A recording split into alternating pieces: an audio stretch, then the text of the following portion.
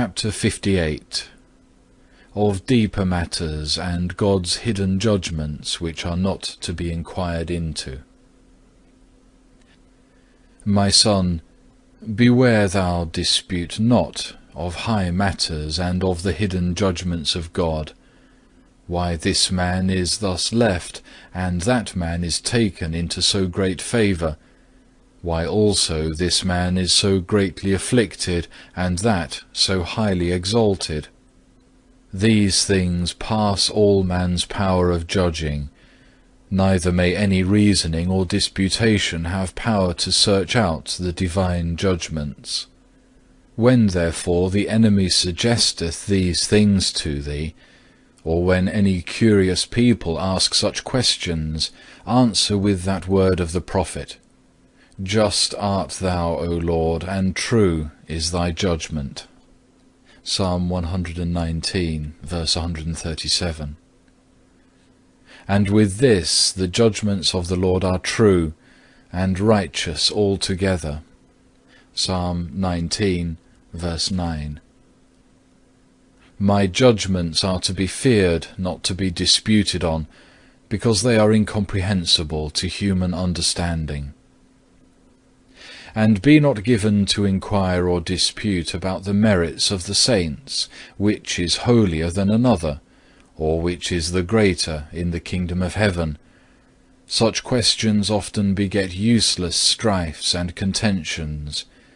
They also nourish pride and vain glory, whence envyings and dissensions arise, while one man arrogantly endeavoureth to exalt one saint, and another another. But to wish to know and search out such things bringeth no fruit, but it rather displeaseth the saints. For I am not the God of confusion, but of peace. Corinthians 14, verse 33. Which peace consisteth more in true humility than in self-exaltation. Some are drawn by zeal of love to greater affection to these saints or those, but this is human affection rather than divine. I am he who made all the saints. I gave them grace. I brought them glory. I know the merits of every one. I prevented them with the blessings of my goodness. Psalm 21, verse 3. I foreknew my beloved ones from everlasting. I chose them out of the world. John 15, verse 19. They did not choose me. I called them by my grace, drew them by my mercy, led them on through sundry temptations. I poured mighty consolations upon them. I gave them perseverance. I crowned their patience. I acknowledge the first and the last. I embrace all with inestimable love. I am to be praised in all my saints. I am to be blessed above all things, and to be honoured in every one whom I have so gloriously exalted and predestined, without any preceding merits of their own.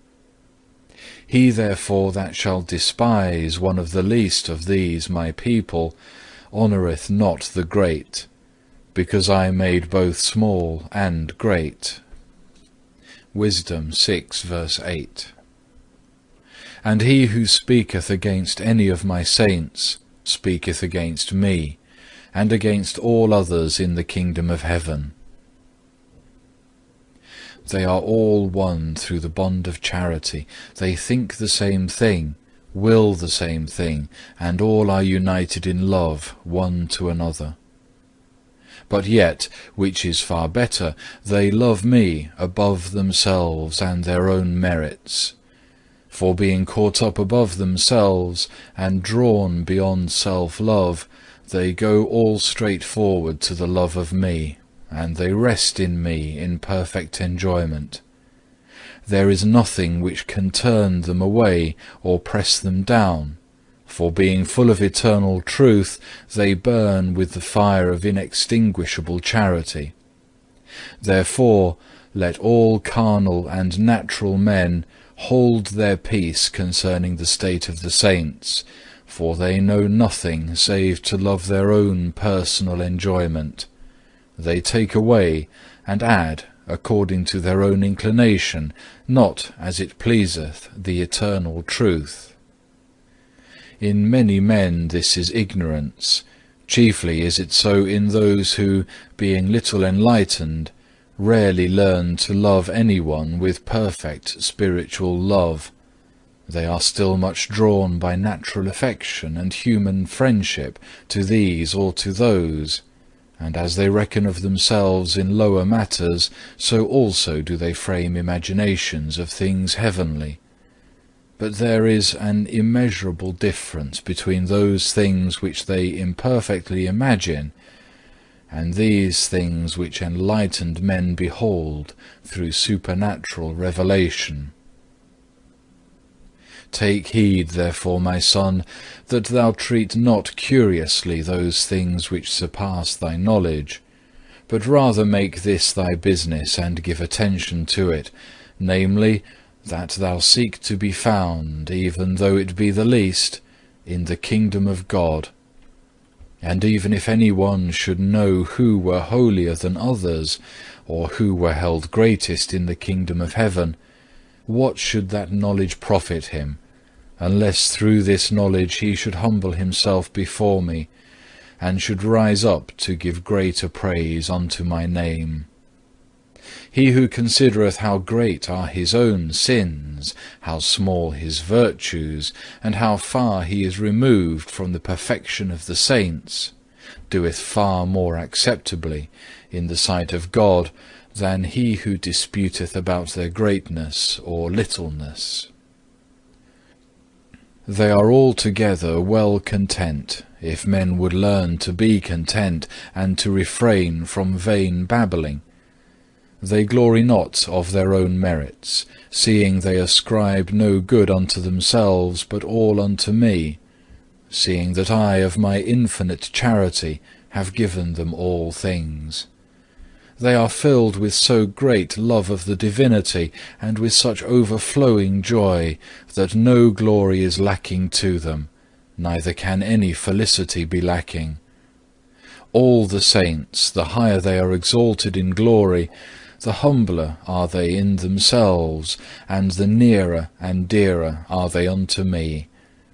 And so thou hast it written, that they cast their crowns before God, and fell on their faces before the Lamb, and worshipped him that liveth for ever and ever. Revelation 4, verse 10, and 5, verse 14. Many ask who is greater in the kingdom of heaven, who know not whether they shall be worthy to be counted among the least. It is a great thing to be even the least in heaven, where all are great, because all shall be called and shall be the sons of God. A little one shall become 1,000, but the sinner, being 100 years old, shall be accursed. For when the disciples asked who should be the greatest in the kingdom of heaven, they received no answer than this: Except ye be converted and become as little children, ye shall not enter into the kingdom of heaven. But whosoever shall humble himself as this little child, the same shall be greatest in the kingdom of heaven. Matthew 18, verse 3.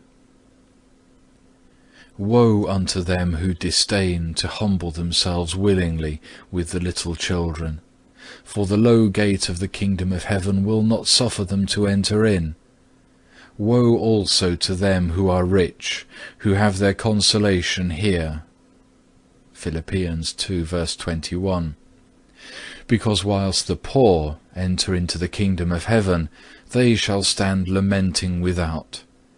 Rejoice, ye humble, and exult, ye poor, for yours is the kingdom of God, if only ye walk in the truth.